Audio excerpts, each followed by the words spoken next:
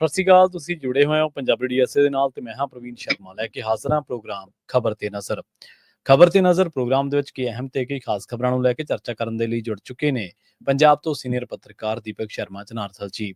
ਸ਼ਰਮਾ ਜੀ, ਸਤਿ ਸ਼੍ਰੀ ਅਕਾਲ, ਸਵਾਗਤ ਹੈ ਜੀ ਪੰਜਾਬੀ ਡੀਐਸਏ ਤੇ।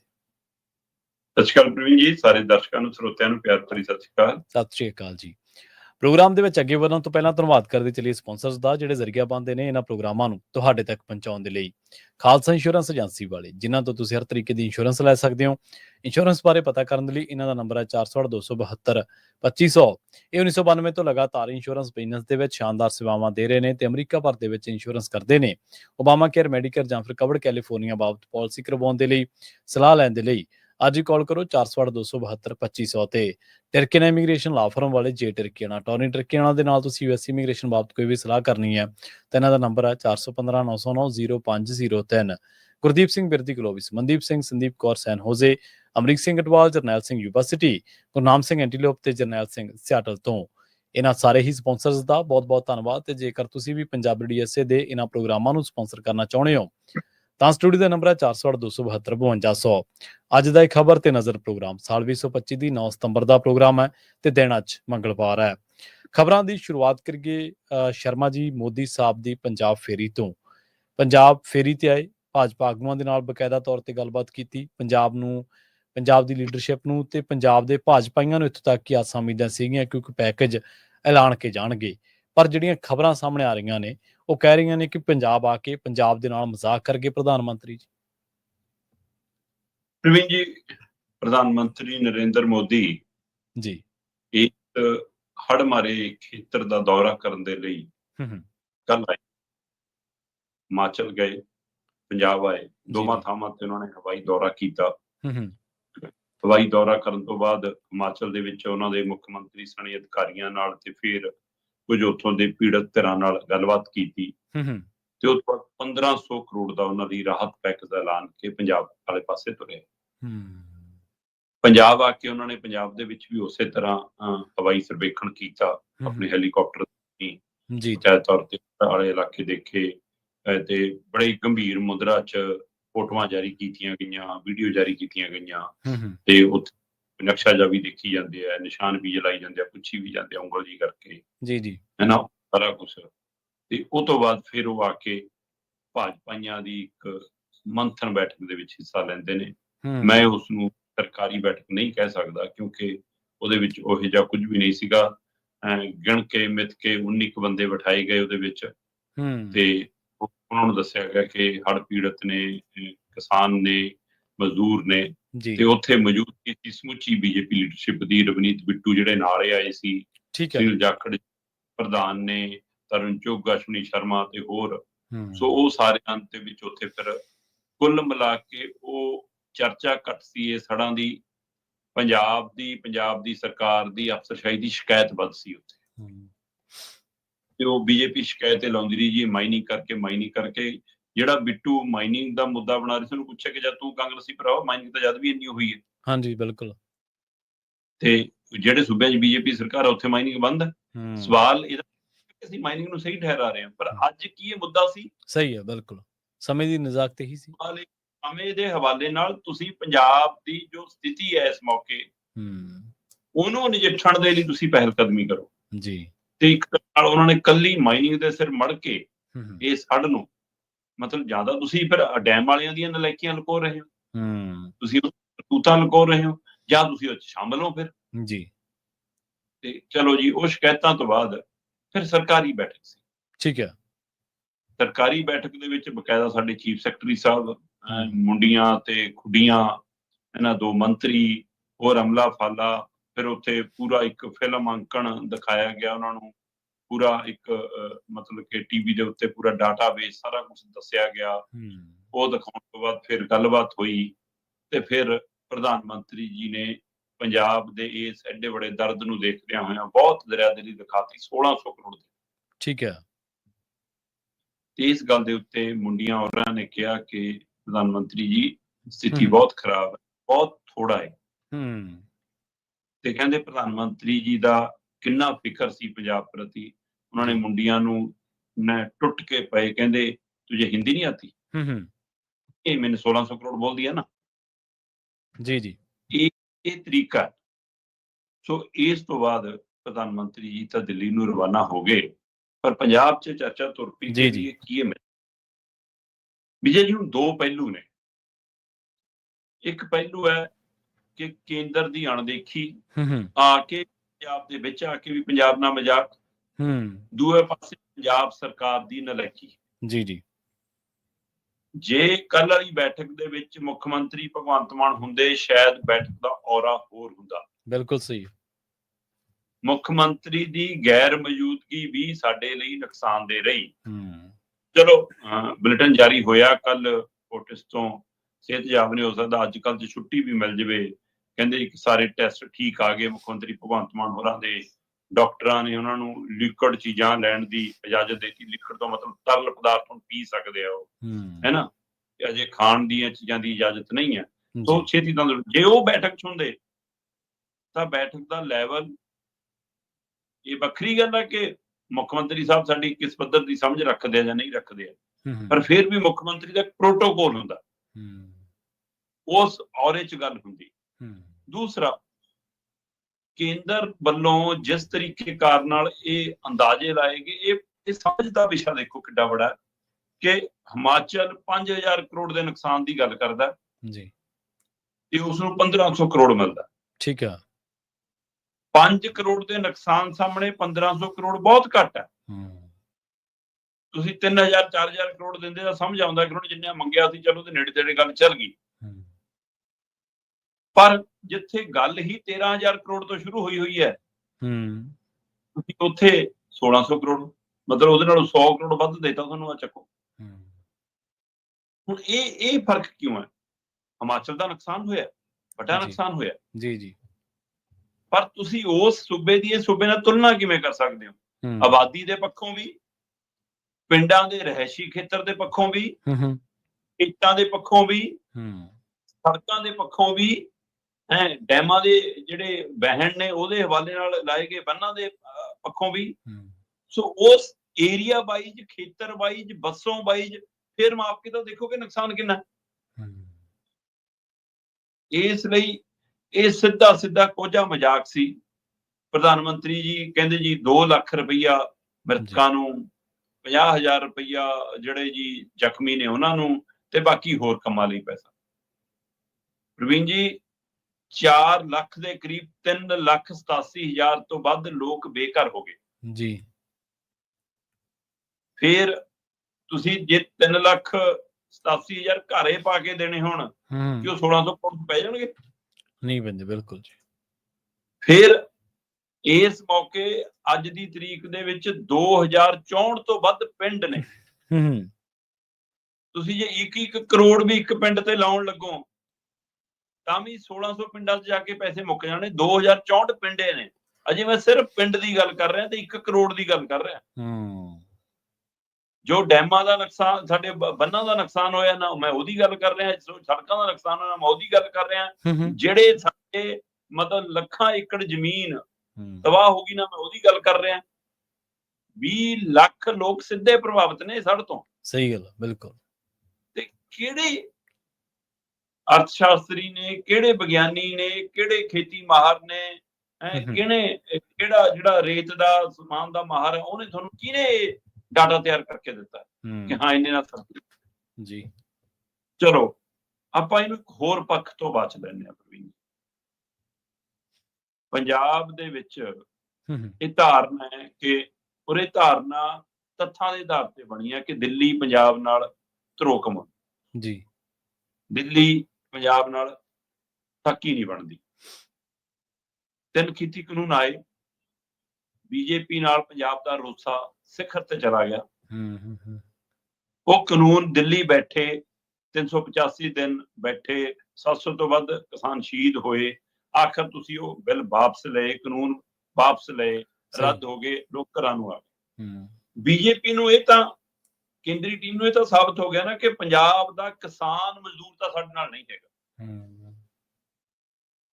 ਇਹਨਾਂ 'ਚ ਮੌਕਾ ਸੀ ਜਨਾਬ, ਰਾਜਨੀਤੀ ਉਹ ਕਰ ਲੈਂਦੇ ਜੀ, ਸਿਆਸਤ ਕਰ ਲੈਂਦੇ। ਤੁਸੀਂ ਪੰਜਾਬ ਨੂੰ ਕਬਜ਼ਾਉਣ ਨੂੰ ਫਿਰਦੇ ਹੋ ਸਿਆਸੀ ਤੌਰ ਤੇ, ਤੁਸੀਂ ਪੰਜਾਬ ਸਰਕਾਰ ਬਣਾਉਣ ਨੂੰ ਫਿਰਦੇ ਹੋ, ਸਿਆਸੀ ਤੌਰ ਤੇ, ਅੱਜ ਸਿਆਸਤ ਕਰ ਲੈਂਦੇ।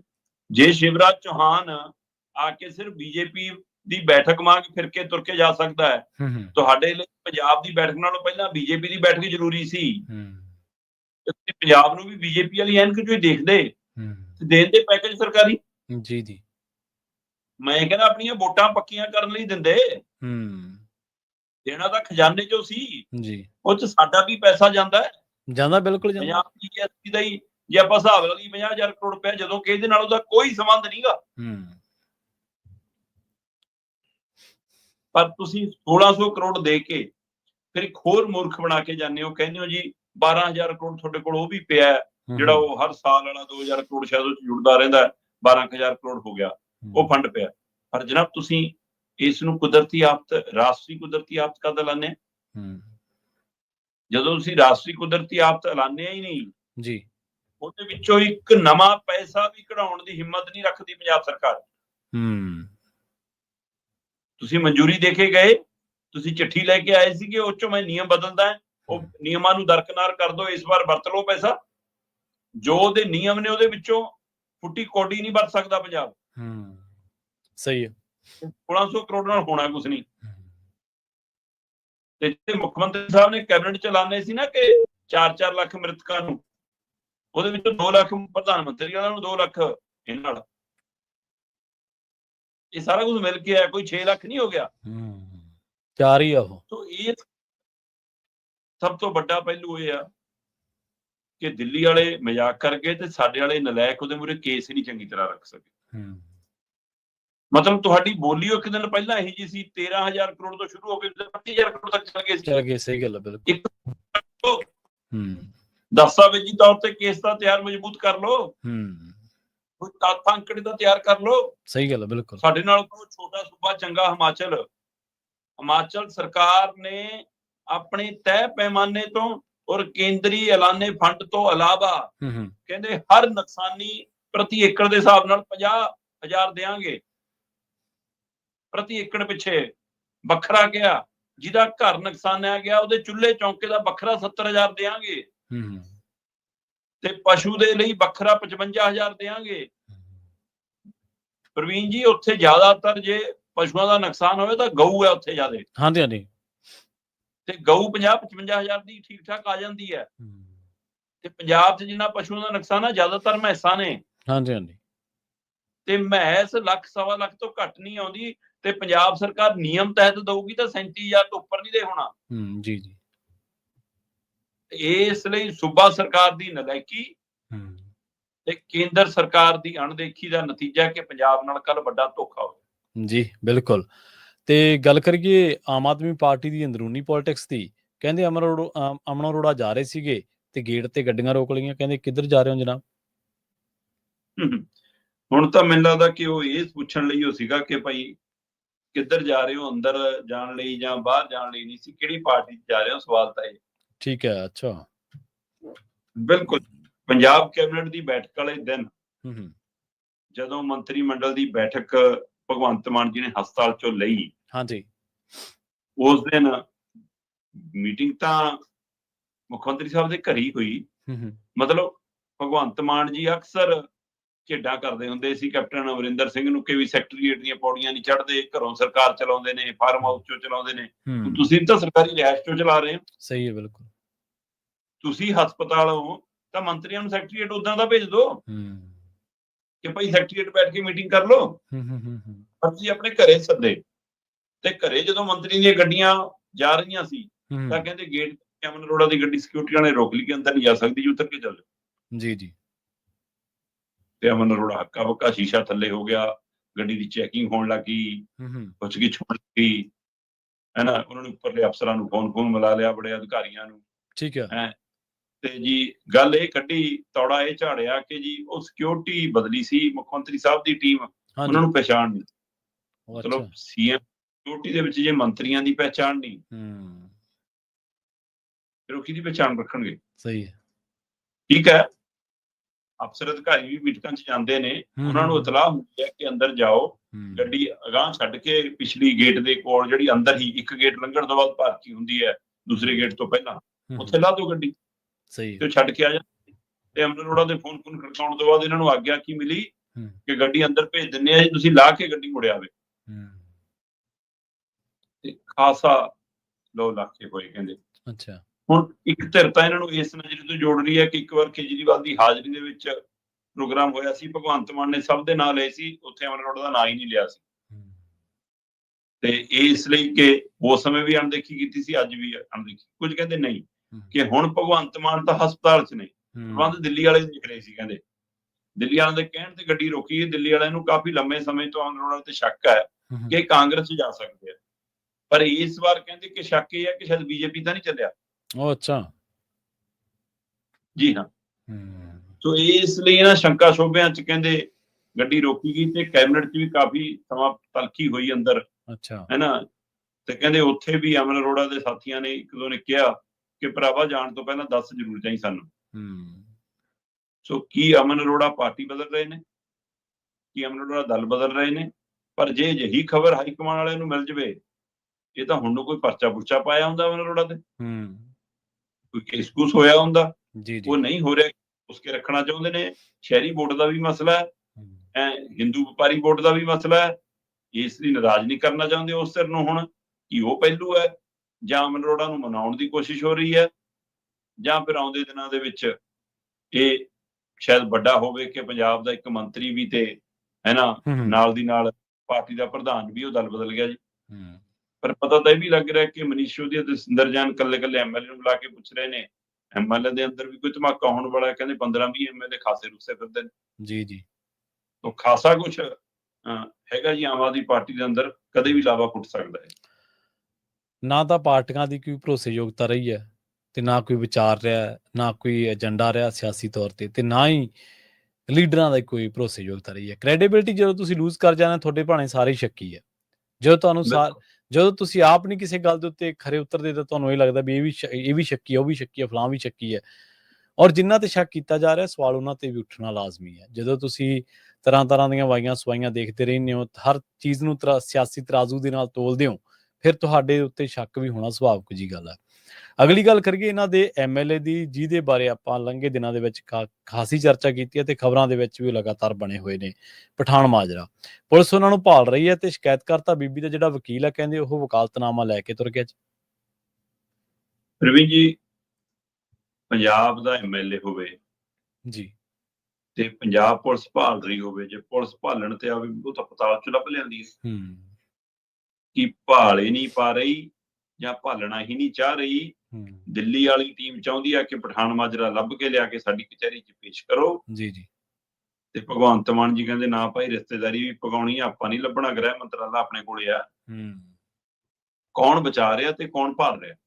ਸਹੀ ਹੈ। ਹਾਂ, ਹਰਮੀਤ ਸਿੰਘ ਪਠਾਨ ਮਾਜਰਾ ਨੇ ਜਿਵੇਂ ਦਿੱਲੀ ਵਾਲਿਆਂ ਖਿਲਾਫ ਮੋਰਚਾ ਖੋਲਿਆ ਸੀ, ਤਾਂ ਇਹੀ ਸੀਗਾ ਕਿ ਵੀ ਸ਼ਾਇਦ ਇਸ ਲਈ ਕਾਰਵਾਈ ਹੋਈ ਆ ਕਿ ਜੀ ਉਹਨਾਂ ਨੇ ਦਿੱਲੀ ਵਾਲਿਆਂ ਨੂੰ ਸਿੱਧੇ ਹੋ ਗਏ। ਕੁਝ ਕਹਿੰਦੇ ਕਿ ਨਹੀਂ, ਉਹਨਾਂ ਨੂੰ ਪਤਾ ਲੱਗ ਗਿਆ ਸੀ ਕਿ ਆਹ ਸ਼ਿਕਾਇਤ ਹੋਣ ਵਾਲੀ ਹੈ, ਕਾਰਵਾਈ ਹੋਣ ਵਾਲੀ ਹੈ, ਇਸ ਲਈ ਉਹਨਾਂ ਨੇ ਮੋਰਚਾ ਖੋਲ ਲਿਆ ਕਿ ਮੈਂ ਐਂ ਕੁਰਬਾਨੀ ਦਿਖਾ ਦਿਆਂ। ਇਹ ਤਾਂ ਹੁਣ ਰੱਬ ਜਾਣੇ ਜੀ ਦੋਵਾਂ ਚੋਂ ਪਹਿਲੂ ਕਿਹੜਾ ਪਹਿਲਾਂ ਉੱਭਰਿਆ, ਕਿਹੜਾ ਬਾਅਦ ਚ ਉੱਭਰਿਆ। ਪਰ ਕੁੱਲ ਮਿਲਾ ਕੇ ਹੈ ਕਿ ਹਰਮੀਤ ਸਿੰਘ ਪਠਾਨ ਮਾਜਰਾ ਨੂੰ ਪੁਲਿਸ ਲੱਭਦੀ ਜ਼ਰੂਰ ਫਿਰ ਰਹੀ ਹੈ ਜੀ। ਹਰਿਆਣੇ ਚੋਂ ਕਹਿੰਦੇ ਅਸੀਂ ਚੱਕ ਲਿਆ ਸੀਗਾ ਜੀ, ਉੱਥੋਂ ਉਹ ਭੱਜ ਗਿਆ ਜੀ, ਉਹਦੇ ਬੰਦਿਆਂ ਨੇ ਛੁਡਾ ਲਿਆ। ਉਹ 11 ਬੰਦਿਆਂ ਨੂੰ ਚੱਕ ਕੇ ਲਿਆਈ ਸੀ ਪੁਲਿਸ, ਪਰਚਾ ਪੁਰਚਾ ਕਰਕੇ ਉਹਨਾਂ ਦੇ ਰਿਮਾਂਡ ਰਿਮੂੰਡ ਮੁੱਕ ਗਏ, ਉਹਨਾਂ ਤੋਂ ਕੋਈ ਜਾਣਕਾਰੀ ਨਹੀਂ ਮਿਲੀ ਕਿ ਕਿੱਥੇ ਹੈ। ਤੇ ਫਿਰ ਉਸ ਤੋਂ ਬਾਅਦ ਕਹਿੰਦੇ ਜੀ ਉਹਨਾਂ ਨੂੰ 14 ਦਿਨਾਂ ਲਈ ਜੁਡੀਸ਼ੀਅਲ ਹਿਰਾਸਤ 'ਚ ਭੇਜਤਾ, ਉਹ 11 ਜਣਿਆਂ ਨੂੰ। ਹਾਂ, ਹਰਮੀਤ ਸਿੰਘ ਪਠਾਨ ਮਾਜਰਾ ਨੂੰ ਲੱਭਦਿਆਂ ਪੰਜਾਬ ਪੁਲਿਸ ਦੀਆਂ ਟੁਕੜੀਆਂ ਟੀਮਾਂ ਮੱਧ ਪ੍ਰਦੇਸ਼ ਗਵਾਲੀਅਰ ਤੱਕ ਕੱਪੜ ਗਈਆਂ। ਮੱਧ ਪ੍ਰਦੇਸ਼ ਦੇ ਗਵਾਲੀਅਰ ਖੇਤਰ ਦੇ ਵਿੱਚ ਕਹਿੰਦੇ ਜੀ ਜ਼ਮੀਨ ਜਾਇਦਾਦ ਹੈ, ਠੀਕ ਹੈ, ਪਠਾਨ ਮਾਜਰੇ ਦੀ। ਉੱਥੇ ਚੰਗੀ ਜ਼ਮੀਨ ਆ, ਉੱਥੇ ਆਉਂਦੇ ਜਾਂਦੇ ਰਹਿੰਦੇ ਨੇ, ਹੈ ਨਾ, ਤੇ ਇਸ ਲਈ ਉੱਥੇ ਦੇਖੇ ਜਾਂਦੇ ਰਹੇ ਨੇ ਤੇ ਪੁਲਿਸ ਉੱਥੇ ਲੱਭਦੀ ਫਿਰ ਰਹੀ ਹੈ। ਉੱਥੋਂ ਵੀ ਕਹਿੰਦੇ ਜੀ ਅਜੇ ਲੱਭੇ ਨਹੀਂ, ਟੁਕੜੀਆਂ ਉੱਥੇ ਬੈਠੀਆਂ ਨੇ, ਸੱਜੇ ਖੱਬੇ ਦੇਖ ਰਹੀਆਂ। ਚਲ ਇੱਧਰ ਜਿਹੜੀ ਸ਼ਿਕਾਇਤਕਰਤਾ ਧਿਰ ਸੀ, ਉਸ ਦੇ ਵਕੀਲ ਨੇ ਪੇਸ਼ ਹੋ ਕੇ ਜ਼ਮਾਨਤ ਵਾਲੇ ਮਸਲੇ ਤੇ ਬਹਿਸ ਹੋਣੀ ਸੀ। ਇਹ ਲੰਘੇ 2 ਦਿਨ ਪਹਿਲਾਂ, 8 ਤਰੀਕ ਦੀ ਗੱਲ ਹੈ ਜੀ। ਹਾਂਜੀ। ਅੱਜ ਹੁਣ 10 ਤਰੀਕ ਹੋ ਗਈ, ਅੱਜ ਦੁਬਾਰਾ ਸੁਣਵਾਈ ਹੋਣੀ ਹੈ ਉਸ ਜ਼ਮਾਨਤ ਵਾਲੀ ਪਟੀਸ਼ਨ ਤੇ। 8 ਤਰੀਕ ਨੂੰ ਇਸ ਜ਼ਮਾਨਤ ਵਾਲੀ ਪਟੀਸ਼ਨ ਤੇ ਸੁਣਵਾਈ ਸੀ। ਉਸ ਸੁਣਵਾਈ ਦੇ ਮੌਕੇ ਜਿੱਦਾਂ ਹੀ ਗੱਲ ਸ਼ੁਰੂ ਹੋਣ ਲੱਗੀ ਜ਼ਮਾਨਤ ਦੇ ਉੱਤੇ, ਤੇ ਜਿਹੜੀ ਸ਼ਿਕਾਇਤਕਰਤਾ ਬੀਬੀ ਹੈ ਜਿਹਦੇ ਆਧਾਰ ਤੇ ਪਰਚਾ ਹੋਇਆ ਹਰਮੀਤ ਪਠਾਨ ਮਾਜਰੇ ਤੇ, ਉਹਦਾ ਵਕੀਲ ਆਇਆ, ਕਹਿੰਦਾ ਜੀ ਮੈਂ ਆਪਣਾ ਵਕਾਲਤਨਾਮਾ ਵਾਪਸ ਲੈਣਾ, ਮੇਰਾ ਨਿੱਜੀ ਕਰਨਾ ਜੀ, ਮੈਂ ਇਸ ਕੇਸ ਦੇ ਵਿੱਚ ਅੱਗੇ ਨਹੀਂ ਵਧ ਸਕਦਾ। ਉਹ ਅੱਛਾ, ਠੀਕ ਆ। ਉਹ ਆਪਣਾ ਵਕਾਲਤਨਾਮਾ ਲੈ ਕੇ ਤੁਰ ਗਿਆ। ਹੂੰ ਹੁਣ ਸਵਾਲ ਇਹ ਹੈ ਕਿ ਕੀ ਉਹਦਾ ਸੱਚਮੁੱਚ ਨਿੱਜੀ ਮਾਮਲਾ ਹੈ? ਹੂੰ ਕੀ ਉਸ ਨੂੰ ਸੱਤਾਧਾਰੀ ਧਿਰ ਜਿਹੜੀ ਰਿਸ਼ਤੇਦਾਰੀ ਹੈ ਭਗਵੰਤ ਮਾਨ ਹੋਰਾਂ ਦੀ ਧਰਮ ਪਤਨੀ ਨਾਲ, ਉਧਰੋਂ ਕੋਈ ਹਦਾਇਤ ਹੋਈ ਹੈ ਕਿ ਵੀ ਤੂੰ ਇਸ ਮਾਮਲੇ ਚੋਂ ਪਰੇ ਹੋ ਜਾ? ਹੂੰ ਕੀ ਪਠਾਨ ਮਾਜਰੇ ਦੀ ਇੰਨੀ ਪਹੁੰਚ ਅਪਰੋਚ ਹੈ ਕਿ ਉਹਨੇ ਅੰਡਰਗਰਾਉਂਡ ਰਹਿੰਦੇ ਹੀ ਧਮਕੀ ਦਿੱਤੀ ਹੈ? ਧਮਕੀ ਦਿੱਤੀ, ਸਹੀ ਗੱਲ ਆ। ਹੈ ਨਾ? ਕੀ ਉਸ ਨੂੰ ਇਹ ਲੱਗਦਾ ਕਿ ਇਸ ਕੇਸ ਚੋਂ ਮੈਨੂੰ ਲੱਭਣਾ ਕੁਛ ਨਹੀਂ, ਮੇਰੀ ਵੈਸੀ ਫਜੀਅਤ ਹੋ ਜਾਣੀ ਹੈ ਤਾਂ ਪਰੇ ਹੋਇਆ, ਜਾਂ ਸੱਚਮੁੱਚ ਉਹਦਾ ਨਿੱਜੀ ਕੋਈ ਕੌਣ ਹੈ? ਹੁਣ ਇਹ ਤਾਂ ਜੀ ਜਾਂ ਵਕੀਲ ਸਾਹਿਬ ਜਾਣਨ ਜਾਂ ਰੱਬ ਜਾਣੇ ਜੀ, ਪਰ ਕੁਝ ਨਾ ਕੁਝ ਤਾਂ ਹੈ ਜ਼ਰੂਰ ਨਾ। ਇਹ ਜਿਹੇ ਕੇਸ ਦੇ ਵਿੱਚੋਂ ਪਿੱਛੇ ਹਟਣਾ ਕਿੰਨੇ ਹੀ ਸਵਾਲ ਪੈਦਾ ਕਰ ਗਿਆ। ਤੇ ਪਰ ਜੀ ਉਹ ਵਕੀਲ ਆਪਣਾ ਵਕਾਲਤਨਾਮਾ ਲੈ ਕੇ ਜਦੋਂ ਤੁਰ ਗਿਆ ਤਾਂ ਸ਼ਿਕਾਇਤਕਰਤਾ ਧਿਰ ਦੇਖ ਕੇ ਹੈਰਾਨ ਪਰੇਸ਼ਾਨ ਹੋ ਗਈ। ਉਹਨੇ ਜੱਜ ਸਾਹਿਬ ਨੂੰ ਕਿਹਾ ਜੀ ਸਾਨੂੰ ਸਮਾਂ ਤਾਂ ਦਿਓ, ਸਾਨੂੰ ਨਵਾਂ ਵਕੀਲ ਕਰਨਾ ਪੈਣਾ ਜੀ। ਤੋ ਇਸ ਲਈ ਫਿਰ 2 ਦਿਨ ਦਾ ਸਮਾਂ ਮਿਲ ਗਿਆ। ਹੁਣ ਅੱਜ ਉਹਦੇ ਤੇ ਦੁਬਾਰਾ ਸੁਣਵਾਈ ਹੋਊਗੀ ਜ਼ਮਾਨਤ ਵਾਲੀ ਅਰਜ਼ੀ ਤੇ, ਦੇਖਦੇ ਜੀ। ਇਹ ਕੋਈ ਪਹਿਲੀ ਦਫਾ, ਪਹਿਲੀ ਮਰਤਬਾ, ਪਹਿਲੀ ਵਾਰ ਨਹੀਂ ਹੈ ਸ਼ਰਮਾ ਜੀ। ਰਸੂਖਦਾਰ ਲੋਕਾਂ ਉੱਤੇ ਅਕਸਰ ਇਹ ਦੋਸ਼ ਲੱਗਦੇ ਰਹੇ ਨੇ ਕਿ ਉਹ ਕੇਸਾਂ ਦੀ ਜਿਹੜੀ ਪੈਰਵਾਈ ਹੁੰਦੀ ਹੈ, ਅਦਾਲਤੀ ਪ੍ਰਕਿਰਿਆ ਹੁੰਦੀ ਹੈ ਜਾਂ ਜਾਂਚ ਹੁੰਦੀ ਹੈ, ਉਹਨੂੰ ਪ੍ਰਭਾਵਿਤ ਕਰਦੇ ਰਹਿੰਦੇ ਨੇ। ਹੋ ਸਕਦਾ ਇਹਦੇ ਪਿੱਛੇ ਕਹਾਣੀ ਕੋਈ ਮਰਜ਼ੀ ਹੋਰ ਹੋਵੇ, ਪਰ ਜਦੋਂ ਮੂਹਰੇ ਕੋਈ ਰਸੂਖਦਾਰ ਹੈ, ਸਿਆਸਤਦਾਨ ਆ, ਤਾਂ ਜ਼ਾਹਰ ਜੀ ਗੱਲ ਆ ਵੀ ਸ਼ੱਕ ਦੀ ਸੂਈ ਪਹਿਲਾਂ ਉਹਦੇ ਵੱਲ ਨੂੰ ਜਾਊਗੀ। ਉਪ ਰਾਸ਼ਟਰਪਤੀ ਚੋਣ ਦੀ ਗੱਲ ਕਰੀਏ, ਪੰਜਾਬ ਦੇ 3 ਮੈਂਬਰ ਪਾਰਲੀਮੈਂਟਾਂ ਨੇ ਇਸ ਚੋਣ ਦੇ ਵਿੱਚ ਵੋਟ ਹੀ ਨਹੀਂ ਪਾਈ ਜੀ। ਬਿਲਕੁਲ ਜੀ ਪ੍ਰਵੀਨ ਜੀ, ਕੱਲ ਉਪ ਰਾਸ਼ਟਰਪਤੀ ਦੀ ਚੋਣ ਸੀ ਤੇ ਉਸ ਚੋਣ ਦੀ ਪ੍ਰਕਿਰਿਆ ਪ੍ਰਧਾਨ ਮੰਤਰੀ ਦੀ ਵੋਟ ਪਾਉਣ ਨਾਲ ਸ਼ੁਰੂ ਹੋਈ ਤੇ ਵੋਟ ਪਾਉਣ ਤੋਂ ਬਾਅਦ ਉਹਨਾਂ ਦੇ ਮੰਤਰੀ ਮੰਡਲ ਨੇ ਅਮਿਤ ਸ਼ਾਹ ਤੇ ਹੋਰਨਾਂ ਨੇ ਵੋਟ ਪਾਈ। ਰਵਨੀਤ ਬਿੱਟੂ ਵੀ ਵੋਟ ਪਾ ਕੇ ਨਾਲ ਹੀ ਪੰਜਾਬ ਤੇ ਹਿਮਾਚਲ ਦੇ ਦੌਰੇ ਲਈ ਪ੍ਰਧਾਨ ਮੰਤਰੀ ਦੇ ਨਾਲ ਉਸੇ ਜਹਾਜ਼ ਸਵਾਰ ਹੋ ਕੇ ਆਏ ਸੀ। ਤੇ ਉਸ ਤੋਂ ਬਾਅਦ ਫਿਰ ਵਿਰੋਧੀ ਧਿਰ ਦੇ ਲੀਡਰਾਂ ਨੇ ਵੀ ਵੋਟ ਪਾਈ। ਖੜਗੇ ਹੋਰੀ ਵੀ ਪਾ ਰਹੇ ਸੀ, ਰਾਹੁਲ ਗਾਂਧੀ ਵੀ ਪਾ ਰਿਹਾ ਸੀ, ਪ੍ਰਿਅੰਕਾ ਵੀ ਤੇ ਬਾਕੀ ਸਾਰਿਆਂ ਨੇ। ਪਰ ਉਹਦੇ ਵਿੱਚੋਂ ਜਿਹੜੇ ਮਤਲਬ ਨਦਾਰਦ ਰਹੇ ਤਾਂ ਉਹ ਸਾਡੇ ਪੰਜਾਬ ਦੇ 3 ਮੈਂਬਰ ਪਾਰਲੀਮੈਂਟ ਜੀ, 3 ਲੋਕ ਸਭਾ ਮੈਂਬਰ ਨੇ, ਤਿੰਨਾਂ ਨੇ ਇਸ ਚ ਬਾਈਕਾਟ ਕੀਤਾ। ਵੈਸੇ ਤਾਂ ਜੇ ਆਪਾਂ ਗੱਲ ਕਰੀਏ ਤਾਂ ਕਰੀਬ 3 ਵੱਡੀਆਂ ਪਾਰਟੀਆਂ ਜਾਂ ਹੁਣ ਚੌਥੀ ਨੂੰ ਵੀ ਜੇ ਸਾਡੇ 2 ਆਜ਼ਾਦ ਜਿਹੜੇ ਮੈਂਬਰ ਨੇ ਉਹਨਾਂ ਨੂੰ ਵੀ ਆਪਾਂ ਹੁਣ ਪਾਰਟੀ ਨਾਲ ਜੋੜ ਕੇ ਦੇਖੀ ਤਾਂ 4 ਪਾਰਟੀਆਂ ਨੇ ਇਹਨਾਂ ਚੋਣਾਂ ਚ ਉਪ ਰਾਸ਼ਟਰਪਤੀ ਚੋਣ ਚ ਬਾਈਕਾਟ ਕੀਤਾ। BRS, BJD, ਅਕਾਲੀ ਦਲ ਬਾਦਲ ਤੇ ਸ਼੍ਰੋਮਣੀ ਅਕਾਲੀ ਦਲ ਵਾਰਸ ਪੰਜਾਬ ਦੇ, ਇਹ 4 ਪਾਰਟੀਆਂ ਨੇ ਇੱਕ ਤਰ੍ਹਾਂ ਦਾ ਹਿੱਸਾ ਨਹੀਂ ਲਿਆ। BRS ਦੇ 4 ਸੰਸਦ ਮੈਂਬਰ ਸੀ, BJD ਦੇ 7 ਸੀ, ਹੈ ਨਾ। ਅਕਾਲੀ ਦਲ ਬਾਦਲ ਧਿਰ ਦਾ ਇੱਕੋ ਹੈ, ਬੀਬੀ ਹਰਸਿਮਰਤ ਕੌਰ ਬਾਦਲ। ਆਜ਼ਾਦ ਤੌਰ ਦੇ ਉੱਤੇ ਪੰਜਾਬ ਦੇ ਜਿਹੜੇ ਹੁਣ ਵਾਰਸ ਪੰਜਾਬ ਨਾਲ ਜੁੜੇ ਹੋਏ ਨੇ, ਅੰਮ੍ਰਿਤਪਾਲ ਸਿੰਘ ਜਿਹੜੇ ਡਿਬਰੂਗੜ੍ਹ ਜੇਲ੍ਹ ਚ, ਤੇ ਉਸੇ ਤਰ੍ਹਾਂ ਸਰਬਜੀਤ ਸਿੰਘ ਖਾਲਸਾ। ਇਹ 2 ਤੋ ਸਰਬਜੀਤ ਸਿੰਘ ਖਾਲਸਾ, ਅੰਮ੍ਰਿਤਪਾਲ ਸਿੰਘ ਤੇ ਬੀਬੀ ਹਰਸਿਮਰਤ ਕੌਰ ਬਾਦਲ, ਇਹ ਤਿੰਨੇ ਪੰਜਾਬ ਦੇ ਸੰਸਦ ਮੈਂਬਰਾਂ ਨੇ ਉਪ ਰਾਸ਼ਟਰਪਤੀ ਚੋਣ ਚ ਵੋਟ ਪਾਉਣ ਤੋਂ ਇਨਕਾਰ ਕਰਦਿਆਂ ਹੋਇਆਂ ਕਾਰਨ ਹੜ੍ਹਾਂ ਨੂੰ ਦੱਸਿਆ ਕਿ ਪੰਜਾਬ ਛੱਡ ਦੀ ਸਥਿਤੀ ਆ, ਸਾਡਾ ਸਾਰਾ ਧਿਆਨ ਉੱਧਰ ਆ, ਅਸੀਂ ਉੱਧਰ ਆ, ਅਸੀਂ ਇਸ ਪ੍ਰਕਿਰਿਆ ਚ ਹਿੱਸਾ ਨਹੀਂ ਲੈਣਾ। ਉਹਨਾਂ ਨੇ ਇਸ ਹਵਾਲੇ ਨਾਲ ਬਾਈਕਾਟ ਕੀਤਾ। ਠੀਕ ਹੈ, ਅੰਮ੍ਰਿਤਪਾਲ ਹੋਰਾਂ ਦੀ ਧਿਰ ਜਾਂ ਸਰਬਜੀਤ ਸਿੰਘ ਖਾਲਸਾ ਹੋਰਾਂ ਵਾਲੇ ਪੱਖੋਂ ਜੇ ਦੇਖੀਏ ਤਾਂ ਉਹ ਇਸ ਨੁਕਤੇ ਤੋਂ ਵੀ ਹੋਊਗਾ ਉਹਨਾਂ ਲਈ ਕਿ ਅਸੀਂ ਬੀਜੇਪੀ ਨਾਲ ਸਿੱਧੇ ਜਾਵਾਂਗੇ ਤਾਂ ਵੀ ਸਾਡੀ ਚਰਚਾ ਹੋਊਗੀ, ਤੇ ਜੇ ਅਸੀਂ ਦੂਏ ਗੱਠਜੋੜ ਚ ਜਾਂਦੇ ਹਾਂ ਤਾਂ ਉਹ ਕਾਂਗਰਸ ਵਾਲੇ ਪਾਲੇ ਹੋਊਗਾ, ਨਹੀਂ ਜਾਣਾ ਚਾਹੀਦਾ।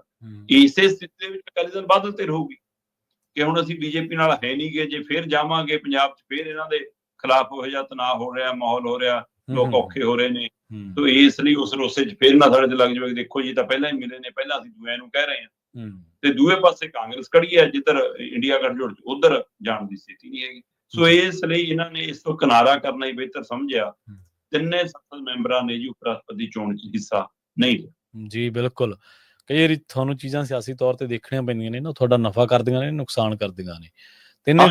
ਹਾਂਜੀ, ਜਿੱਥੇ ਤੱਕ ਅੰਮ੍ਰਿਤਪਾਲ ਸਿੰਘ ਹੋਰਾਂ ਦੀ ਗੱਲ ਹੈ, ਉਹਨਾਂ ਨੂੰ ਅਧਿਕਾਰ ਮਿਲਿਆ ਸੀਗਾ ਕਿ ਉਹ ਉੱਥੋਂ ਹੀ ਵੋਟ ਪਾ ਸਕਦੇ ਨੇ। ਅਧਿਕਾਰੀ ਉਹਨਾਂ ਕੋਲ ਜਾਣਗੇ, ਉੱਥੋਂ ਉਹਨਾਂ ਦੀ ਵੋਟ ਪਵਾ ਕੇ ਉਹਨਾਂ ਦੇ ਸਾਹਮਣੇ ਸੀਲਬੰਦ ਕਰਕੇ ਇੱਥੇ ਆ ਕੇ ਖੋਲੀ ਜਾਊਗੀ ਗਿਣਤੀ ਦੇ ਸਮੇਂ। ਪਰ ਉਹਨਾਂ ਨੇ ਜਦੋਂ ਇਨਕਾਰ ਕਰਤਾ ਫਿਰ ਉਹ ਪ੍ਰਕਿਰਿਆ ਵੀ ਰੁਕੀ।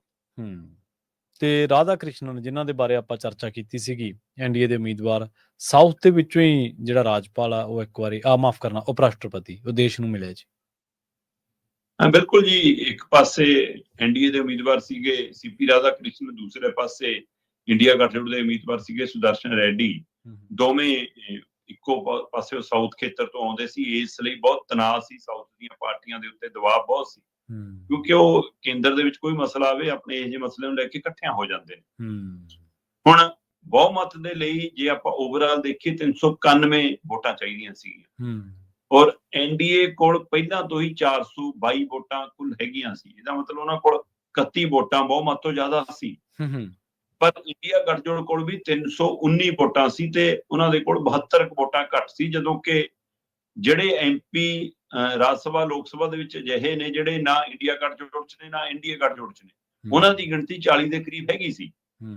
ਸੋ ਇਸ ਤਰੀਕਾਕਾਰ ਦੇ ਉੱਤੇ ਵੀ ਸਭ ਦੀ ਨਜ਼ਰ ਸੀ। ਇਸੇ ਲਈ ਫਿਕਰ ਵੀ ਸੀ ਸੱਤਾਧਾਰੀ ਧਿਰ ਨੂੰ, ਐਨਡੀਏ ਨੂੰ, ਕਿ ਲੈ ਵੀ ਕਿਤੇ ਕੋਈ ਇਹ ਨਾ ਭਾਣਾ ਵਰਤ ਜਾਵੇ ਕਿ ਇੱਧਰ ਉੱਧਰ ਟੁੱਟ ਭੱਜ ਹੋ ਜਾਵੇ, ਖਾਸ ਕਰਕੇ ਸਾਊਥ ਵਾਲੇ ਪਾਸੇ।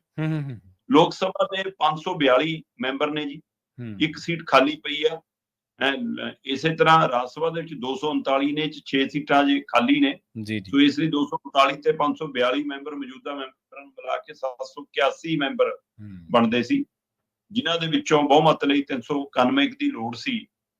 ਤੇ ਪਰ 384 ਮਤਲਬ ਕਿ ਬਣਿਆ ਬਹੁਮਤ ਦਾ ਅੰਕੜਾ, ਜਿਹੜਾ ਉਹ ਹੋ ਸਕਦਾ ਰੱਦ ਵਾਲਾ ਸਾਰਾ ਕੁਝ ਮਿਲਾ ਕੇ, ਜਾਂ ਜਿੰਨਿਆਂ ਨੇ ਹਿੱਸਾ ਨਹੀਂ ਲਿਆ ਉਹਨਾਂ ਨੂੰ ਘਟਾ ਵਧਾ ਕੇ। ਸੋ ਉਹ 384 ਬਣਿਆ ਤੇ ਐਨਡੀਏ ਦਾ ਉਮੀਦਵਾਰ 452 ਲੈ ਗਿਆ। ਮਤਲਬ 422 ਉਹਨਾਂ ਕੋਲ ਸਿੱਧੇ ਰੂਪ ਸੀ, ਉਹਨਾਂ ਦੀਆਂ ਵੋਟਾਂ ਹੋਰ ਵਧੀਆਂ 452। ਇੰਡੀਆ ਗੱਠਜੋੜ ਕੋਲ 319 ਸੀ, ਪਰ ਉਹ ਮੰਨ ਕੇ ਚੱਲ ਰਹੇ ਸੀ ਕਿ 315 ਸਾਨੂੰ ਪੋਲ ਹੋਈਆਂ ਨੇ, ਪਰ ਉਹਨਾਂ ਨੂੰ ਨਿਕਲੀਆਂ 300 ਤੇ 15 ਰੱਦ ਹੋਈਆਂ ਨੇ। ਹੁਣ ਇਹ ਰੱਦ ਹੋਣ ਵਾਲੀਆਂ ਹੀ ਨੇ, ਜਾਂ ਦੋਵਾਂ ਚੋਂ ਮਿਲ ਕੇ ਹੋਈਆਂ ਨੇ, ਜਾਂ ਇਹ ਰੱਦ ਪਿੱਛੇ ਵੀ ਇੱਕ ਕੋਈ ਤਿਆਰੀ ਹੈ ਕਿ ਰੱਦ ਦੀ ਕੋਈ ਪ੍ਰੈਕਟਿਸ ਹੈ। ਮਤਲਬ ਬੰਦਾ ਮੈਂਬਰ ਪਾਰਲੀਮੈਂਟ ਹੋਵੇ ਨੂੰ ਅਜੇ ਤੱਕ ਵੋਟ ਪਾਉਣੀ ਨਹੀਂ ਆਉਂਦੀ, ਟਿਕਟ ਲਾਉਣੀ ਨਹੀਂ ਆਉਂਦੀ। ਸਹੀ ਗੱਲ, ਬਿਲਕੁਲ। ਤੋ ਇਹ 15 ਰੱਦ ਹੋਈਆਂ ਨੇ। ਸੋ ਇੰਜ 452 ਤੇ 300 ਦੇ ਹਵਾਲੇ ਨਾਲ 152 ਵੋਟਾਂ ਦੇ ਫਰਕ ਨਾਲ ਐਨਡੀਏ ਦੇ ਉਮੀਦਵਾਰ ਸੀਪੀ ਰਾਧਾ ਕ੍ਰਿਸ਼ਨਨ, ਜਿਹੜਾ ਪਹਿਲਾਂ ਹੀ ਅੰਦਾਜ਼ਾ ਸੀ ਕਿ ਜਿੱਤਣਗੇ, ਉਹ ਉਪ ਰਾਸ਼ਟਰਪਤੀ ਬਣੇ ਨੇ। ਬਚਪਨ ਤੋਂ ਆਰਐਸਐਸ ਨਾਲ ਜੁੜੇ ਨੇ ਜੀ, ਤੇ ਲੋਕ ਸਭਾ ਮੈਂਬਰ ਰਹੇ ਨੇ ਉਹਨਾਂ ਵੱਲੋਂ ਉਸ ਪਾਰਟੀ ਦੀ। ਤੋਂ ਹੁਣ ਉਹ ਨਿਰਪੱਖ ਅਹੁਦੇ ਤੇ ਆਏ ਨੇ, ਉਮੀਦ ਕਰਦੇ ਆ ਕਿ ਉਹ ਨਿਰਪੱਖ ਭੂਮਿਕਾ ਨਿਭਾਉਣਗੇ। ਹਾਂਜੀ, ਬਿਲਕੁਲ। ਪਰ ਉਮੀਦ ਘੱਟ ਹੀ ਰਹਿੰਦੀ ਹੈ ਸ਼ਰਮਾ ਜੀ, ਤੁਹਾਨੂੰ ਪਤਾ ਹੀ ਹੈ।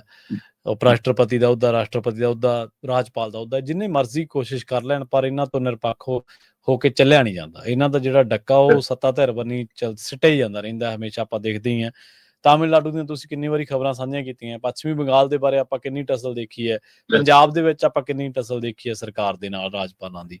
ਤੇ ਇਹ ਸਿਆਸੀ ਸ਼ਹਿ ਜਾਂ ਕੇਂਦਰ ਦੀ ਸ਼ਹਿ ਤੋਂ ਬਿਨਾਂ ਥੋੜ੍ਹਾ ਹੋ ਜਾਂਦੀ ਹੈ। ਇਹਨਾਂ ਖਾਸ ਖਬਰਾਂ ਤੇ ਖਾਸ ਜਾਣਕਾਰੀਆਂ ਦੇ ਲਈ ਸ਼ਰਮਾ ਜੀ ਤੁਹਾਡਾ ਬਹੁਤ ਬਹੁਤ ਧੰਨਵਾਦ ਜੀ। ਸਤਿ ਸ਼੍ਰੀ ਅਕਾਲ। ਪ੍ਰੋਗਰਾਮ ਖਬਰ ਤੇ ਨਜ਼ਰ ਨੂੰ ਆਪਾਂ ਇੱਥੇ ਸਮਾਪਤ ਕਰਾਂਗੇ। ਤੁਹਾਡਾ ਸਾਰਿਆਂ ਦਾ ਵੀ ਬਹੁਤ ਧੰਨਵਾਦ। ਸਤਿ ਸ਼੍ਰੀ ਅਕਾਲ। ਜੁੜੇ ਰਹੋ ਪੰਜਾਬੀ ਰੇਡੀਓ ਯੂਐਸਏ ਦੇ ਨਾਲ। ਪੰਜਾਬੀ ਰੇਡੀਓ ਯੂਐਸਏ ਨੇ ਕੁਝ ਸਮਾਂ ਪਹਿਲਾਂ ਹੀ ਕੁਝ ਪ੍ਰੋਗਰਾਮਾਂ ਦੇ ਵਿੱਚ ਤਬਦੀਲੀ ਕੀਤੀ ਹੈ। ਉਹਨਾਂ ਪ੍ਰੋਗਰਾਮਾਂ ਦੇ ਬਾਬਤ ਤੁਸੀਂ ਆਪਣੀ ਰਾਏ ਰੱਖ ਸਕਦੇ ਹੋ 408 272 5200 ਦੇ ਉੱਤੇ। ਬਹੁਤ ਬਹੁਤ ਧੰਨਵਾਦ। ਸਤਿ ਸ਼੍ਰੀ ਅਕਾਲ।